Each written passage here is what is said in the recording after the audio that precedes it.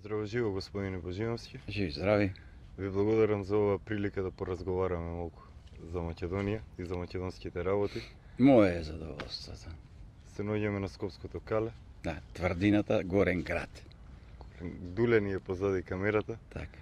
Па за почеток би прашал, ова е важно место за главниот град на Македонија. Што би ни кажале за тврдината? Вака, значи, ова е горниот град на неолитско Скопје. Се наоѓаме на темелите на првата населба во времето кога во Македонија се создава европската цивилизација и првите густо населени неолитски населби се наоѓаат тука. За времето во кое зборуваме, тоа се некаде околу 6000 години пред новата ера, Македонија е, да кажеме, феномен по Божја промисла, затоа што климатските промени што случуваат во тоа време овозможуваат здрава, добра, топла клима и овозможуваат да се појави една идеја која исто така испровоцирана од Божјата промисла за потопот и на вакви возвишенија се создаваат множество од населби во Македонија кои до ден денес се наоѓаат на истото место како што биле поставени, да го употребаме речникот на урбанистите. Тоа е првиот просторен план на Македонија, кој до ден денес се уште е во функција и тука по проценки кои ги прават странски археолози има околу 1.500.000 жители во Македонија, оваа сега што ја имаме, да живеат овде. И таквата густина произведува множество последици од организација на животот во Македонија, од приспособување и прилагодување на географијата на Македонија за новите потреби за земјоделието. Исто така започнуваат и првите патишта, љубопитството на тој народ да ја истражат околината и надвор од оваа територија и познат е тој прв, како да кажеме, пат кој тргнува од Егејска Македонија, па оди по источна Македонија, по коритото на реката Вардар, по коритото на Пчиња, и тоа е условно речено првиот автопат што воопшто е востановен во Европа и тој оди од југ кон север. Ако се проследат археолошките наоди кои ги има по тој пат, ќе забележите дека како одите кон север, така се помлади неолитските населби. Потоа исто така ќе забележите еден многу важен репер, а тоа се архитектонските градби. Ако во тоа време во Македонија се градат индивидуални стамбени згради, така условно да ги наречеме, тоа се згради во кои што живеат фамилиите од родот, тие имаат иста димензија како што денес правиме индивидуална стамбена зграда. Но, како одите кон север, ќе забележите дека, например, германскиот, полскиот неолит нема такви градби. Туку има градби кои што делуваат и се направени како бараки. Тука анализата лесно ќе ви покаже дека станува збор за каравани и станува збор за станици на караванот кои се прават во смисла на едно исто место да биде сместен и начинот на превоз на робата, тоа значи животните кои со себе ги носиш за да можеш по патот да се исхраниш. Сите се сместени во една долг објект кој со време после се намножува. Значи, вие одите, ставате своја станица со една таква долга градба, а потоа доаѓаат други, па станицата постанува населба, населбата добива определена кружна форма, на сличен начин како што, да речеме, и денес, кога војската некаде оди, исто тоа каструмите во римскиот период се слична работа, значи, тоа се на определен начин станици кои се и својствено дефанзивни, за да можете да се одбраните од неочекуваното кое можете таму да го почувствувате. Значи, ова е семеништето од каде што почнува европската цивилизација, да не зборуваме дека Скопје овде почна. Овде зад мене се наоѓа и една конзервација на дел од македонскиот неолит, Сковскиот неолит, и таа е сега за солнета заштитена со таа зад мене така стаклена конструкција, инаку долу 6 метра под ова се наоѓа неолитската населба, а таа е распостелена по целата должина на ова возвишение. За колка старост зборуваме? Зборуваме за старост некаде 5000-6000 години пред нова ера. Значи 8000 години од Да, сега на назад. од сега на назад, тоа е она што е Скопје. И како што забележувате, значи Скопје не го менува местото. Истото важи за сите македонски населби. Секоја македонска населба, значи село или град, се наоѓа на неолитски корени. Тоа со архитектонски јазик значи дека никогаш овој народ нити се преселил, нити се доселил. Туку секогаш поради, да речеме, природни катастрофи или поради војни, населбите си го враќаат својот изглед, значи жителите се враќаат на истото место, ако во тој момент морале да го напуштат, и повторно на тоа градот. И затоа кај нас сите слоеви, што во учебниците за историјата на архитектурата и така натаму постојат, вие ќе ги најдете на секое место населено во Македонија, и светилиштата се исто така на истото место. Значи, не постои значаен денес, славен или познат во Македонија црковен комплекс кој не лежи на неолит.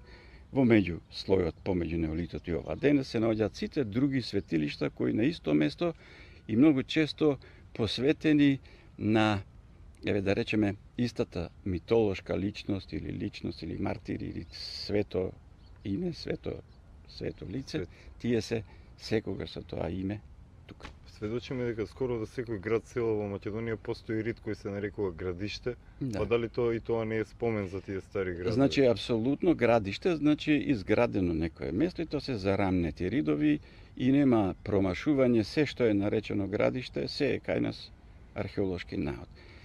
Ова само зборува колку е чудесна Македонија, и тоа за среќа не е непознато во светот. Има и мала несреќа тука, но за несреќа што сегашноста на македонците таа работа не ја имаат како својство, односно преку образовниот систем им се брише меморијата за таквото наследство кое е баснословно богатство. Зборувате за развиена цивилизација, древна цивилизација. Колку Македонија во 21. век е слика и прилика на таа цивилизација? Дали воопшто имаме нешто слично? Вака, значи, гласот на крвта е нешто што сакате, не сакате, морате, не морате, него го имате како својство. Денешната слика за Македонија е следна. Значи, ви се пуштаат завеси, ви се пуштаат реченици, и тие реченици вам ви се ставаат во глава во моментот кога како здраво дете ќе влезете во училиште. И училиштето, бидејќи е врз основа на учебници што не се напишани од нас, од македонците, нити е консултирана македонската археологија, туку тие се препишани учебници кои што се доставени во Македонија на почетокот на 20. век. Кога во тоа време, некаде 24-та година, се централизира системот и е под контрола на државата, почнува да се брише сеќавањето на македонците. Еве, например, каков е згоден пример и она најважна гранка што треба ние да имаме археологијата, студентите по археологија им се ставаат нови зборови во сеќавањето. Значи, доколку има нешто кое што не можете да го избегнете да не биде македонско, тоа во учебникот се заменува пред римско, после римско, пред византиско, доцно античко и така натаму. Никаде тој термин не се споменува. И после тие и такви археолози или историчари, што сакате, не ке можат, чувајќи го баластот кој 4 години во главата им е наполнет, да можат реално да видат што се случува на локалитетот. Постојат полно такви примери. Ако сакате, можам да ви наведам еден кој е навистина доста сликовит. Во близината на Куманово има позната карпа меѓу другите и така натаму. Значи тоа е еден неолитски зачеток, каде што има подземна гробница. Тоа е храм за реинкарнација. Кога е откриен пред, ајде да речеме, 25 години. Сега, во моментот не сеќавам на датумот, но знам дека е повеќе од 25. 20, 30, 50 години. Кога археологот кој го открива тоа, по дисциплината која е добра во археолошката наука, се што се открива таа година, се праќа во еден заеднички зборник во тоа време, кога бевме Југославија, значи југословенски зборник, и тамо се што е така позначајно најдено, влегува во една монографија. Таа монографија мислам дека е издадена 78, 77. Не можам да видам сигурен за годината. Но еве, тоа е периодот. И внатре ќе прочитате, тамо е многу прецизно, например, исцртан наодот, и пишува тоа е римска цистерна. И тоа е испечатено. Кога ќе ја погледнете како форма, таа личи како околу абдоменот, да ги има врските со цревата наоколу и има натамошни комори на други органи. Значи, целото тоа е направено како да си пресликал некаква анатомија. Таква форма ниеден архитект никогаш сега и во иднина и било кога не може да направи за цистерна за вода. Затоа што тоа е еден лавиринт во кој вие не можете да контролирате водата и да го задржите квалитетот на водата. Тамо е место кај што веднаш ќе се развијат разни други. Че велите дека тоа е ритуално место со некаква посебна Апсолутно духовна тоа е намера. храм за реинкарнација. Прво, например, археологот не испратил се детално, ако има детално снимено внатре, постојат во тие, тој е, јас го нарекувам, главниот дел на пештерата, тоа е пештера. Пештера е ископана во вулкански туф и тоа е ископана со еленски рок. Веројатно постоело определен отвор и тие го прилагодиле. Во малите ходничиња што водат во посебните простори се места во кои што се поставени садови и во тоа време се и најдени, каде што се гледа дека се оставани коски, кои мајката земја треба повторно да ги роди. А тој, ја што го нарекувам абдомен, широкиот простор, има една голема софра. Покрај софрата има карактеристична неолитска клупа, на која што се ставаат разни вотиви, мајки и така натаму и така натаму. И тоа е прогласено за гробница само заради тоа што има еден дел кој е задзидан. Тоа е мало делче од пештерата, например, некаде 60-70 сантиметра на височина од метар. Тој е содзидан и на него е најден малтер што се користи во антиката. Корасан го вика. И врз основа на тоа, таму е напишано нешто тако. Слична таква просторија, помлада од ова, има на Малта. Малта точно вели ова е неолитска гробница. Значи, сакам да кажам следното. Доколку ви се исплакне паметот, здравиот разум и ве натераат да преповторувате што пишува во учебникот, вие никогаш не можете да бидете свесни за вистината. А вистината е еден интересен, како да кажам, феномен, тежок за достигнување. Нашите стари викаат, кога ќе ја бараш вистината, остануваш сам. Но кај вистината има три карактеристики. Во однос на времето и просторот во кој што ја барате. Кога ќе ја откриете за целиот простор наоколу, таа е прво бесмислена за сите. Второ, е неверојатна и трето е невозможна. Ама тоа е вистина. Значи, тоа се три карактеристики на вистината. И тие карактеристики, кога ние почнуваме да ги истражуваме вон институционално, разберете, само вон институционално ние можеме во овој систем да стигнеме до вистината. Значи, за несреќа, нашите луѓе научници по определена проблематика, премногу се наслонуваат на книги. А кај книгите има хиперпродукција и во таа хиперпродукција, особено кога станува збор за историјата, има множество елементи или потреби на определена политика. Јасно. Таа политика сака да го освои теренот некако империализам кој доаѓа со војска, тоа е веќе пробано, не функционира. Туку сака да го зароби умот на детето од 7 години.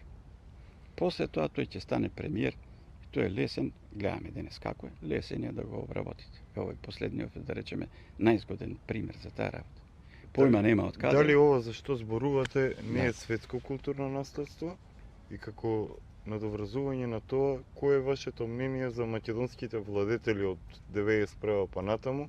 Дали тие имаат воопшто нешто слично со тие древни и славни владетели на Македонија? Не.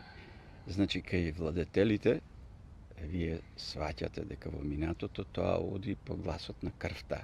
Значи, постојат лози. И тоа не е случајно. Еве, и Отоманската империја. Отоманската империја е Комонвелт. Дури јас би можел да кажам дека е многу близко до она што ние мислиме дека е демократија. Отоманската империја бара владетел кој ќе има иста крв. Значи, една лоза. И тоа по наследство, владеењето, се пренесува. Зошто? Затоа што, еве денес, например, ние избираме владетел на така наречени демократски избори, кои во Македонија никогаш не били, секоја се наместени. Така. Од почетокот до денес. Ниедни избори не се легални. Не се како што треба. Таквиот, од множество, скоро сите наши премиери, пред да станат премиери, се скоро тотално непознати. И се млади.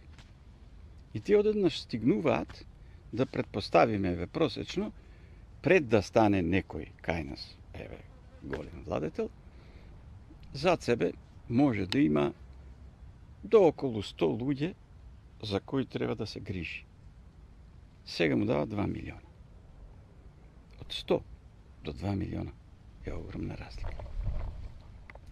Во минатото, еве, например, да ги земеме нашите пајанци. Тие се дел од македонскиот супстрат. За да станеш владетел, тоа е многу сериозна работа. Ај, да речеме, според древната македонска наука, херменевтика, денес се нарекуваме, Така.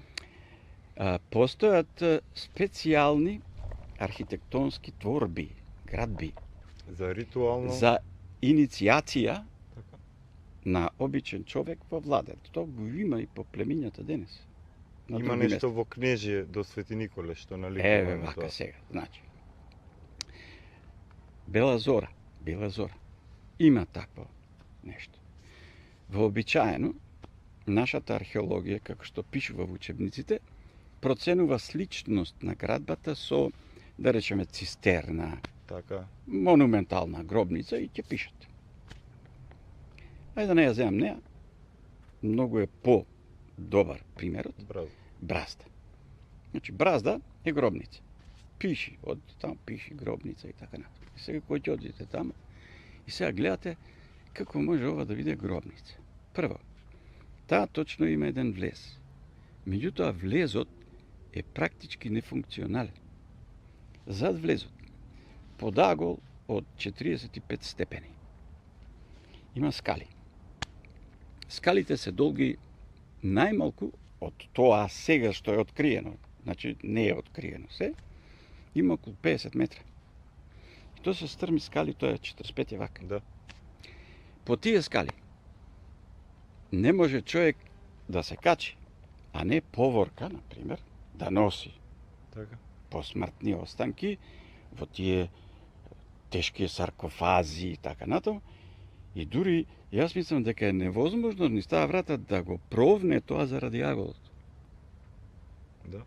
И сега тоа си пишува и ние носиме луѓе таму, читаат гробница и тераме работа. Како цистерната во Е, кнежие, деме. И истото тоа. Да. Ке цистерната во кнеже е нешто поголемо, бидејќи има многу големи скали, За неа треба малку друга приказна, но ова за да го објаснам ова што сакам да кажам што значи владетел, таа има уште едни скали, од другата страна тие се нерегистрирани на цртежот, ама постојат на терен, не знам зашто не се нацртани.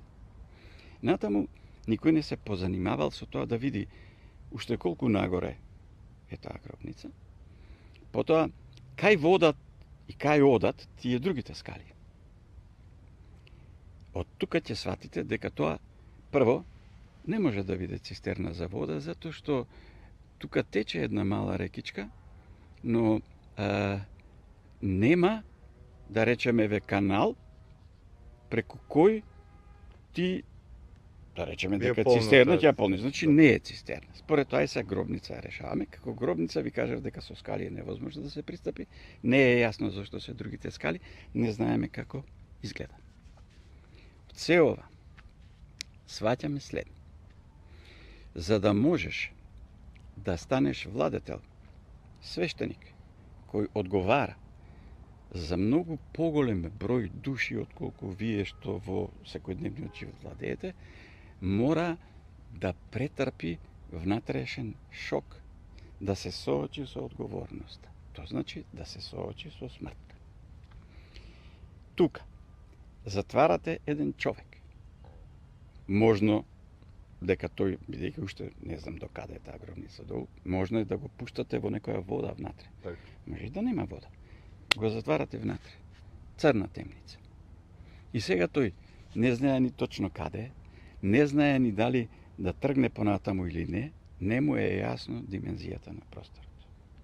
И тој тука треба да остане во темница и наеднаш да се соочи со тоа дека неговите сетиловде не функционираат и да се соочи со една одговорност во која, ако ја преживе, затоа што тука треба да стои определено време. Ако сте биле некогаш, сте влегувале во пештери и наеднаш, да речеме, ви снемало, сте влегле неподготвени, батеријата ви се скршила. Вие ако имате истото чувство, постојано да се јавува клаустрофобија, во тоа време митолошки приказни кои се поврзани со водни чудовишта и така натаму. И сега вие треба да издржите тука, надевајќи се дека секој момент може вашиот живот да сгасне.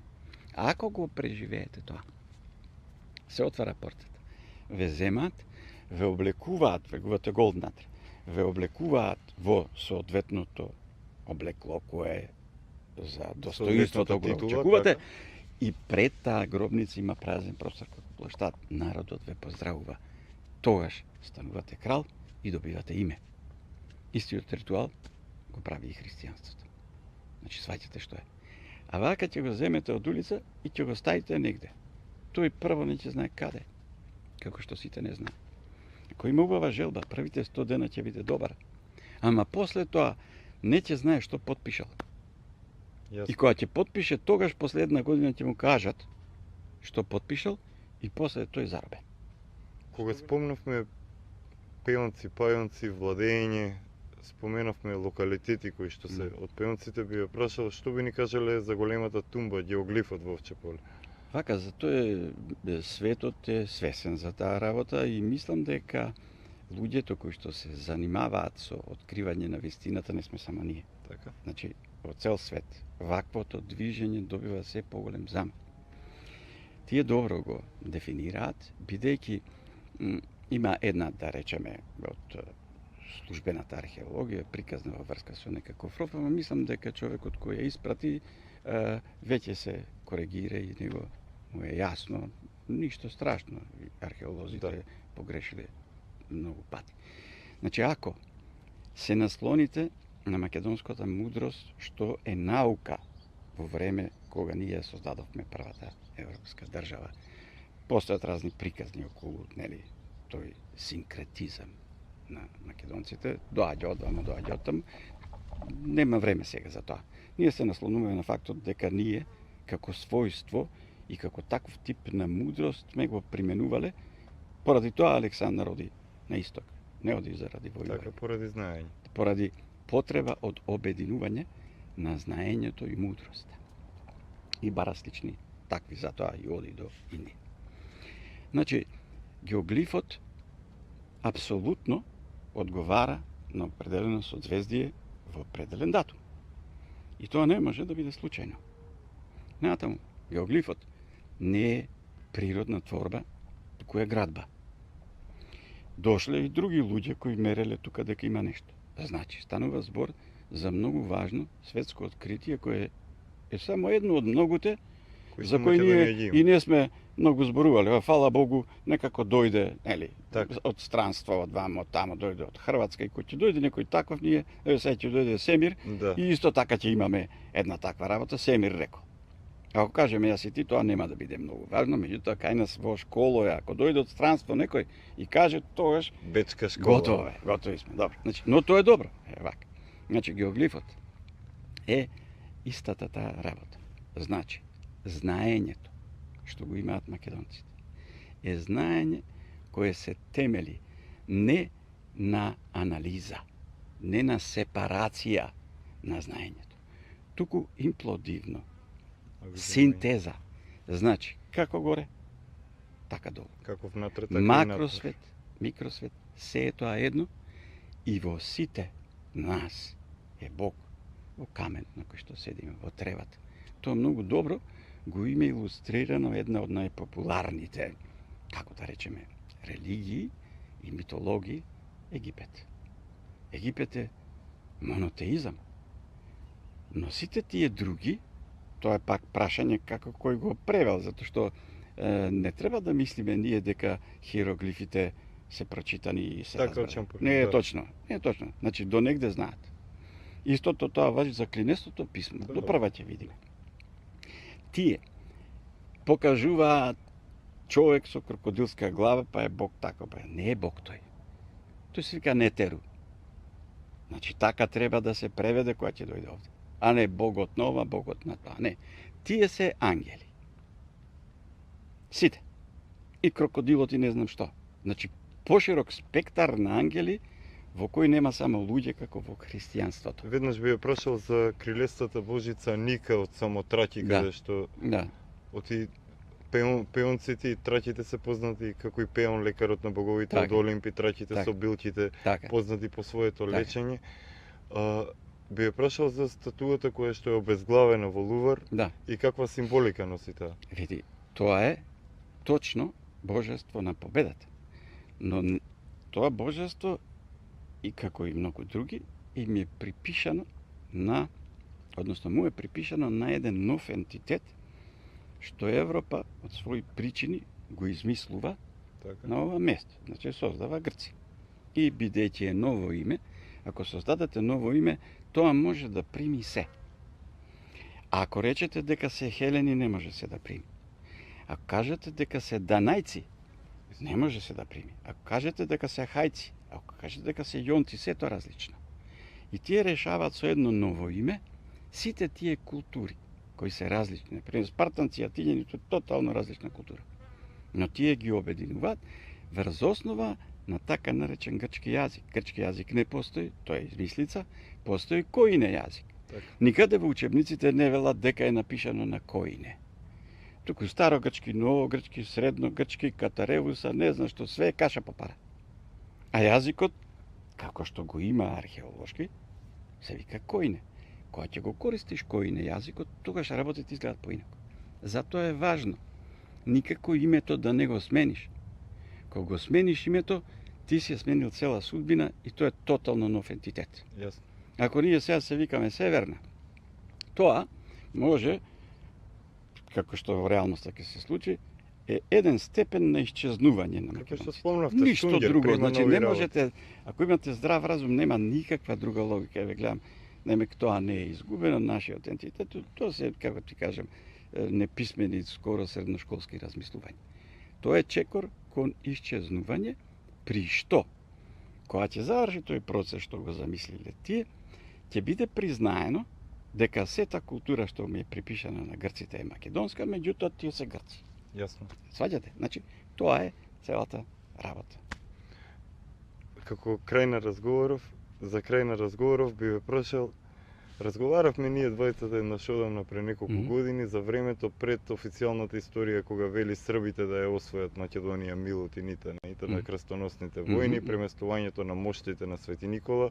Па би ве прашал дали тој период е некако поврзан со Македонија и со единствениот град со име на светец Свети Николе, по старо Свети Никола во Македонија. Јас тргнав во овој разговор, обидувајќи се да покажам колку е значајна Македонија, македонската култура и цивилизација. Тоа со сигурност ќе влезе во сите службени официјални учебници. Нашата задача е овде, сите тие работи, ние да почнеме да ги продуцираме. Дали ви е јасно дека цел свет кој се занимава со минатото најсериозно се занимава светот. Овде нас ни велат не се занимајте. Зимзелени типчи. Значи, основната работа е, мораш да имаш минато. Ако немаш минато, не постоиш. Така. Според тоа, ова, што сега го кажуваш, и ред од други работи, на оваа географија, на која ние никогаш нити сме дошле, нити сме отишле, нити сме правиле преселби. Преселбите се во археологијата на 21. век избришани од археологија. Нема 6 век преселби. Значи, народот е автохтон овде. И народот никогаш не ја напуштил оваа земја. Значи, македонците ја направиле земјата како што треба. И никој друг.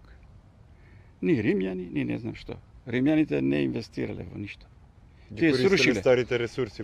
Што би е најдобар пример да сватите дека тука римјани ништо не правеле. Македонци правеле. Така. Зошто е во Стоби еден од најважните луѓе кој им оставил еден антолог на западњаците, за да може да сватат што се случувало пред тоа. Тој се вика Јован човек. Тој е исто така припадник на древната мудрост на македонците. Тој се занимава со херменевтика. Па библиотеката ја откривме до ден денес, и е библиотека, па не е библиотека, па не знам што. А цел свет него го цитира. Овде, кој го цитира него? Кој го спомнува? Значи, работите се многу јасни и прашањето е да не си дозволиме дневната политика, која е примарен загадувач на животната средина. Полош од не знам што викаме, полуција, ваква полуција, така. Тоа е основната полуција. Значи, тие загадуваат животната средина. Не треба да ги слушаме. Ние треба да газиме по овој пат. Тие нека бркаат работа тамо, што си должни, нека си бркаат што сакат и не можат Македонија да ја оделат од македонците, нити некој може да ја украде оваа историја. Знаете зошто? Замислете една ситуација во која што учебниците, односно книгите, кои пишуваат за Македонија, нашите издавачки куќи да ги преведат. Со претходен коментар. Ние, генерално, преведуваме книги што се антимакедонски. Да. Преполни се со грци. А цел свет бе знае дека Грција е измислица. Па грците знаат дека е измислица. Така. Се разбираме? Што е македонски аджилак и како е поврзан со целото ова? Македонски аджилак е една работа која јас сум ја работел, сега ја работам службено. Како положен туристички водич.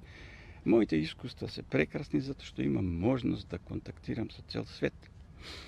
И добро е што тој цел свет малку знае за Македонија и кога ќе ја слушне оваа приказна, што кога ќе го шетате низ Македонија, не можете како туристички водич вие да им кажете на туристите тоа што им е напишано.